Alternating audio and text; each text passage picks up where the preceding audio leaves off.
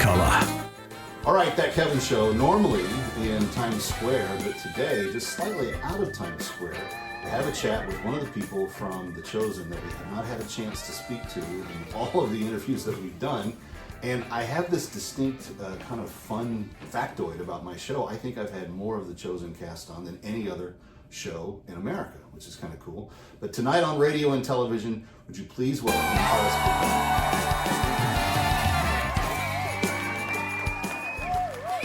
Horace, it's so good to finally get to chat with you face to face. Yeah, I didn't know that you have the record of interviewing the most chosen actors.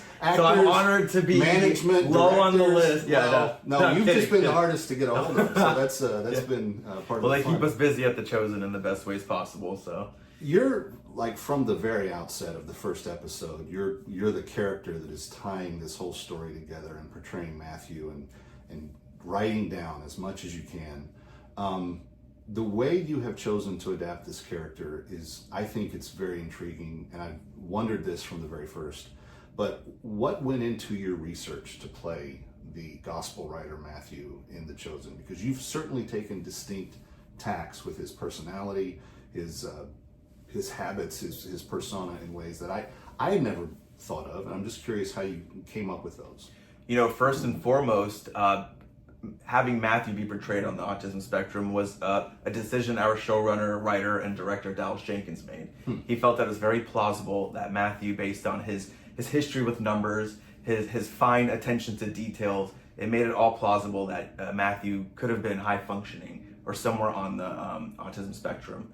So when I got the audition, I was just instructed to play it like that. And I had done research on this before because I auditioned for a show earlier that year where the main character was autistic. Oh, so wow. Just using those notes, I kind of went into the audition, got a call back, didn't get the part. You know, I don't know if you know this, but John the Baptist was the original choice of Matthew. And then like a week into it, Dallas's wife Amanda had a change of heart and said, I think it's part. After they'd been shooting for a week. So he wasn't established yet, but yeah, they had started production. So then I got the call, kind of stepped in, and then, you know, Dallas and I had director meetings. I, on my end, was observing people and kind of just getting into the body of Matthew and kind of finding his voice of the way we wanted to show it on The Chosen. The gospel writers are interesting people because they were all very, very accomplished in what they did. You know, Luke was a doctor, a man of medicine, science. Matthew was a genius when it came to numbers and accounting and all the stuff. What, in your own study of the role, what were you most, touched or impressed by about who this person was?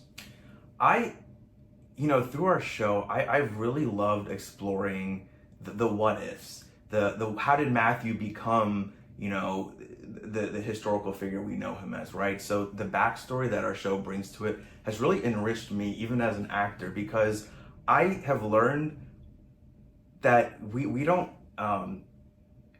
Matthew's known to be this hated tax collector, right? But we never thought to think, why was he hated? What must his life been like? Why was he this way? So in portraying Matthew, I kind of figured that stuff out because, a lot of times people want to vilify Matthew before his calling. And a villain never knows that they are a villain, they're just operating on the way their cards were dealt. So that's was something that I have learned so much from, and just intriguing for me to kind of explore the other side to that when in a performance or in a character, and just learning. It makes me feel like I'm learning a lot more than just portraying the role. It's been fun to see how the wide swath of characters have been interpreted by the cast, and it's brought, at least in my mind, and I think in the minds of my children who have actually been taken by great surprise in a pleasant way at how much they've really understood and gotten into the story through The Chosen's presentation, even with all of its hardness and difficulty, and as the story is starting to go towards a darker place. Can I ask what age demographic? 14, 11, and 9. That's amazing, because that's kind of what our show is appealing to right now. Yeah. We have that new generation of people really loving the show and just kind of learning through and help deepening their own faith in it too. Well, and I'm thinking if it helps them understand their faith, and my 14-year-old just got baptized this last year, and it was his choice, and he made a decision to do that. But they're able to latch on to some of the concepts that the show has really put forward. And I think it's done that most effectively through the really high definition of who these characters were. Whether it's a Roman guard turned governor, or whether it's one of the disciples, or whether it's one of the brilliant women that are being portrayed in the cast. There's so much definition. It's like 3D or 4D of who these people are. Yeah. Where when you're just going to church and you just read the story through a children's Bible or whatever, the story can sometimes come off a little flat off the page. Right. This is giving them something to really touch and And feel. it's the backstory. It's the, Matthew being ostracized from his community, being shunned out of society, and showing just how jaded he was as an individual until Jesus called him and that activated him. So you're seeing his journey, his obstacles, and we're learning from that as people because it motivates us. Yeah. So, and that's across all the disciples and what they all go through, because each one is, I like to call it a video game. Each one has a unique personality, and that's what makes the show so relatable. Talk to me a little bit about why this project intrigued you. And I know that you were also in the Angel product last year that had The Shift? Sean Astin. Yes, Yeah. The Shift. Yeah.